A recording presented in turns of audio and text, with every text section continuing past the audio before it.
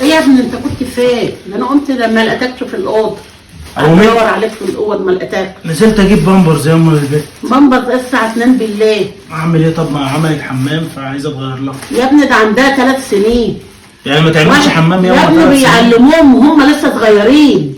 انا كنت بقعدك على البودي وانت صغير على السرير. كنت تربع وقعد على البودي وشخخ.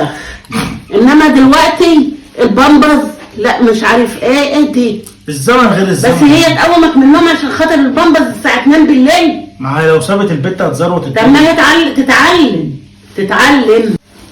يا ام ده الواحد بيصرف فلوس على البامبرز ده قد كده. ده انا بستغرب يا ابني والله. عيله عندها 3 سنين ونص ولسه بتلبس بامبر. طب وهتعمل ايه؟ احنا كنا بنلبس كوافل وكنا بنغسل على ايدينا وكنا بنعمل كل حاجه على ايدنا. انما البامبرز ما هي هتخسر ايه يعني؟ لما تقعدها على البودي مش هتخسر حاجه. قولي لها بقى. انما هي بتريح رأي. بس يا اما الله يكون في عونها برضه هتعمل ايه؟ لا خلاص اشرب بقى. هات بامبرز واشرب بقى. جبت يا عمرو البامبرز؟ اهو. هات طيب هات عشان البت عايزه تغير. وسخ يا بنتي ولبس للبت كذا بامبرز في اليوم. امال اعمل ايه يا عشان ماما؟ ينبسط. اعمل ايه؟ اقول لك انا اعمل ايه؟ ما هي يا ماما مش عايزه تقلعهم. ما هي واحده واحده يا اما هتقلعها. خلاص انت حر وانت انا بتكلم انا ليه؟ انا اصلا ما بريحش. يا ماما انا حاولت معاها ومش راضيه خالص تقعد على البودي. اعمل ايه؟ واحده. تنزلي الساعه 3 بالليل يجيب لك بامبر؟ حرام عليك يا شيخ. كنت تحط لها اي كفول. ايه يا ماما؟ انا ما بعرفش اعمل القرف ده. تتعلمي طب الكفوله دي واعمليها شويه.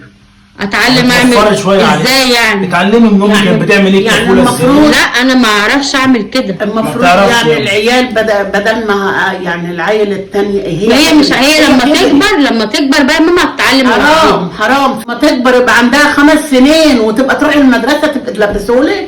لا يا ماما مش هتوصل للدرجه دي السنه الجايه ولا حاجه تكون فهمت.